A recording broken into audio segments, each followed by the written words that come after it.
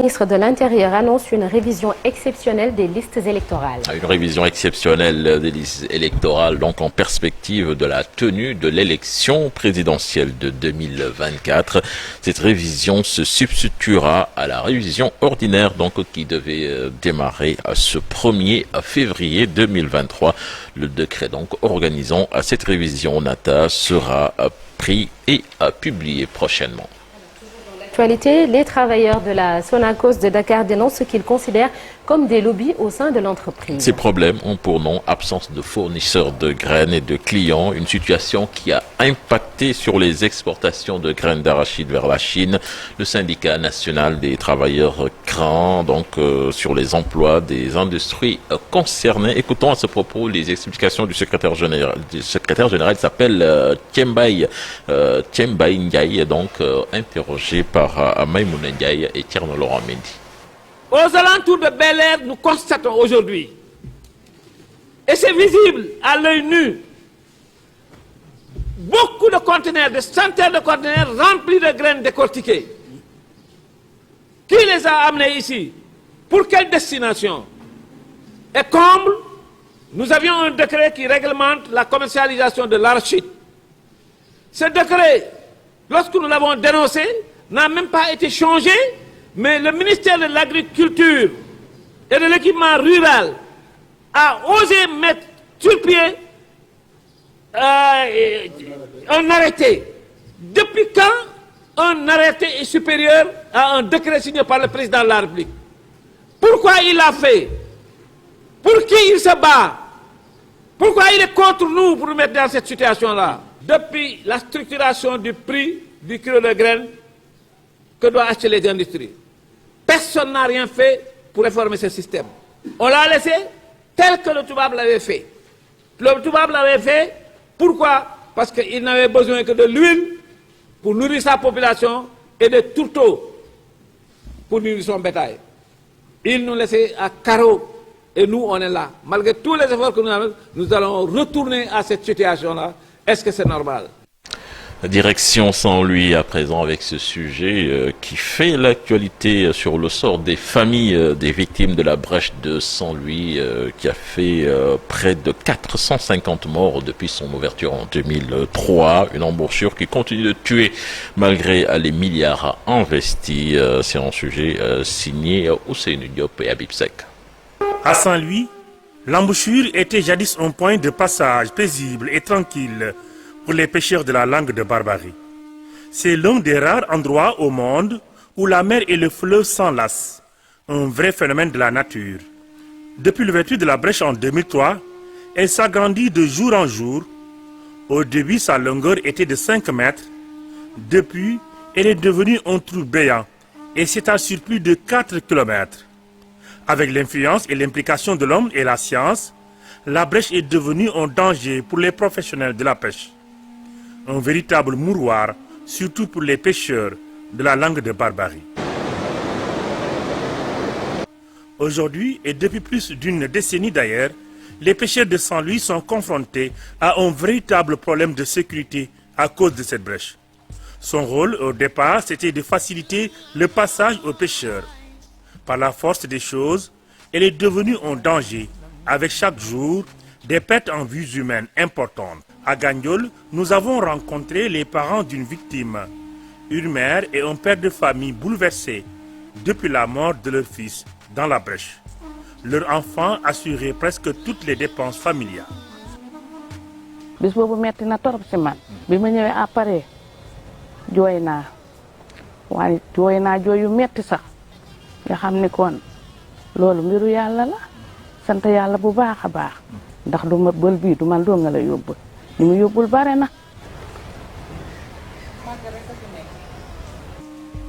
Toujours dans ce village situé au nord du département de Saint-Louis, les pêcheurs se rappellent de cette journée noire de 2009, où 4 pêcheurs, issus d'une même famille, ont péri dans l'embouchure.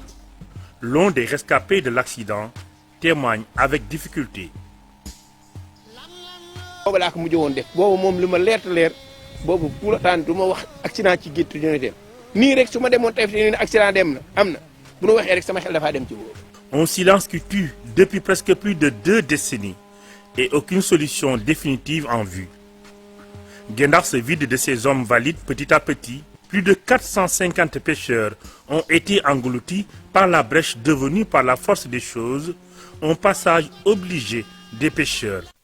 Sport à présent, cher Tidjane Diao, on en parlait tout à l'heure, championnat d'Afrique des Nations, CHAN 2023, le Sénégal en finale face à l'Algérie. Une qualification historique, Nata, avec cette victoire 1-0 sur le Madagascar, en but signé Papa Abdou Diallo.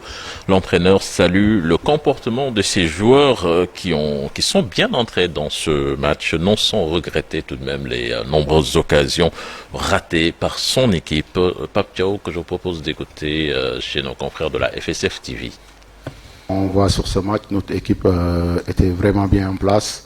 Et comme je dis souvent, les matchs se suivent mais ne se ressemblent pas. Et dans des compétitions comme ça, chaque match avec sa saveur, tout ça, et aussi la motivation que les gamins ils avaient envie de le faire. Parce que quand même, on jouait face à une très belle équipe malgache qui a montré des choses extraordinaires dans ce tournoi.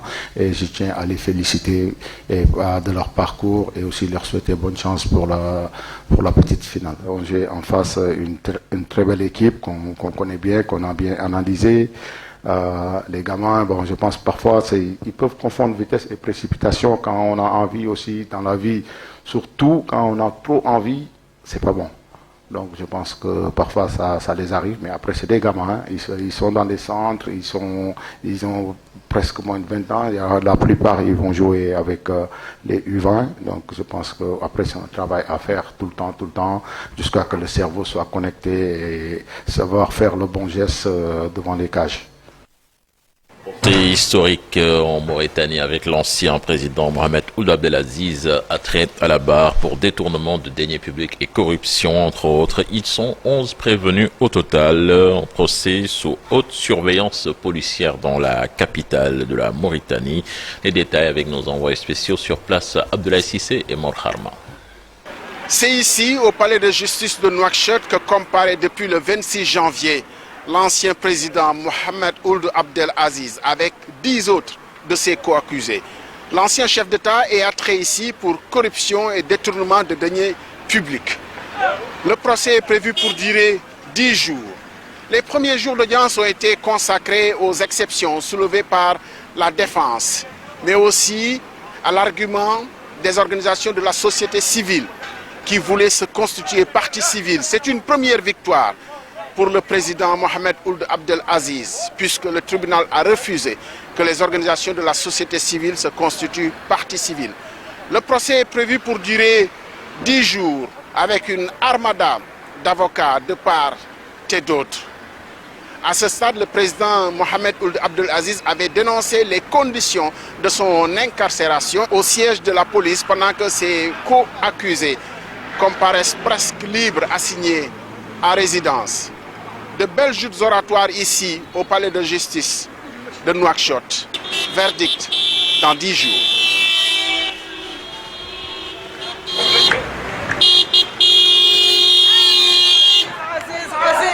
Abdoulaye Cissé, merci. Sornanata, donc la suite de l'actualité internationale, c'est tout à l'heure avec Ibou Diouf. C'est cela, cher Tidjane Diao, et l'actualité nationale revient tout à l'heure en Wolof sous forme de brève.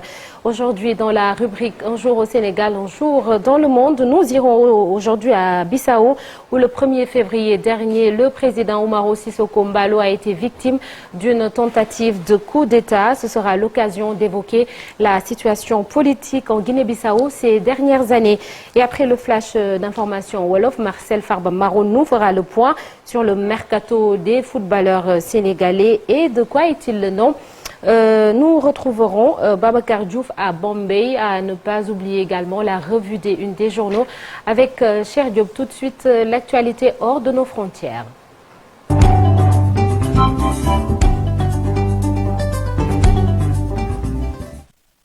Alors, l'actualité internationale avec Ibou Diouf, fraîchement revenu du FESNAC. Bonjour Ibou, ravi de te retrouver. Merci.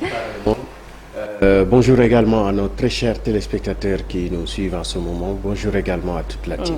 Alors, l'actualité internationale nous mène aux États-Unis, à Memphis précisément. Kamala Harris va assister aux funérailles de Tyre Nichols, un Afro-Américain victime de violences policières. Exactement, Sornanata, il s'agit des funérailles de l'Afro-Américain Tyre Nichols, dont le passage à tabac mortel par des policiers noirs a choqué les États-Unis.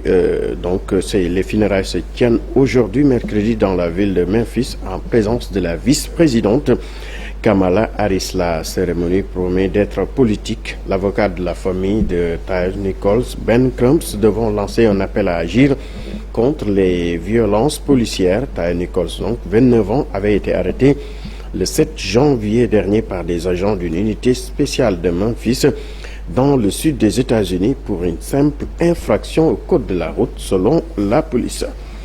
Guerre en Ukraine, Washington accuse la Russie de ne pas respecter le New START, dernier traité nucléaire. Les Lions des États-Unis ont affirmé hier mardi que la Russie ne respectait pas donc ce traité.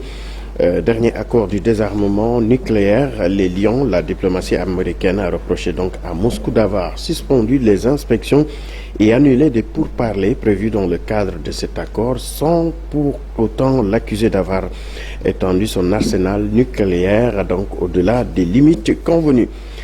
Toujours guerre en Ukraine, le Premier ministre ukrainien confirme la tenue d'un sommet Ukraine-Union européenne. Ce sera donc le 3 février prochain à Kiev, soit un jour après des consultations intergouvernementales entre Kiev et la Commission européenne qui auront lieu pour la première fois de notre histoire. Le fait que ce sommet se tienne à Kiev est un signal fort adressé donc tant aux partenaires qu'aux ennemis, a déclaré Denis Shmyhal lors d'une réunion gouvernementale, ajoutant attendre du sommet une évaluation intermédiaire positive des efforts pour l'intégration européenne. En Chine, à présent, l'activité redémarre plus rapidement que prévu alors qu'un tsunami épidémique avait paralysé une large partie de la Chine. Les indicateurs avancés donc témoignent d'une reprise de la croissance de la deuxième puissance économique mondiale dès janvier. Donc la reprise chinoise est bel et bien là et plus rapidement qu'attendu alors que la Covid-19 avait mis le pays à terre. Religion, à présent, le pape François est en République démocratique du Congo pour délivrer un message de paix.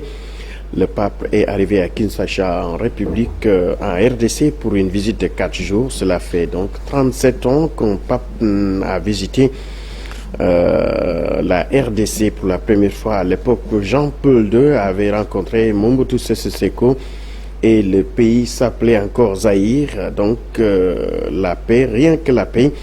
Le pape a annoncé qu'il est porteur de messages de paix selon le Vatican. Et pour terminer, Sornanata, au Maroc, des œuvres béninoises s'affichent à Rabat de janvier à mai 2023 et c'est le musée Mohamed V d'art moderne contemporain qui accueille donc cette exposition, une occasion de faire découvrir aux Marocains des œuvres d'artistes béninois. L'exposition de 26 œuvres du royaume d'Abomey restituée par la France au Bénin, doublée d'une exposition d'art contemporain, avait connu un franc succès à Cotonou l'année dernière. Sornanata. Merci beaucoup Ibou Diouf pour cette note de culture. L'actualité internationale revient tout à l'heure.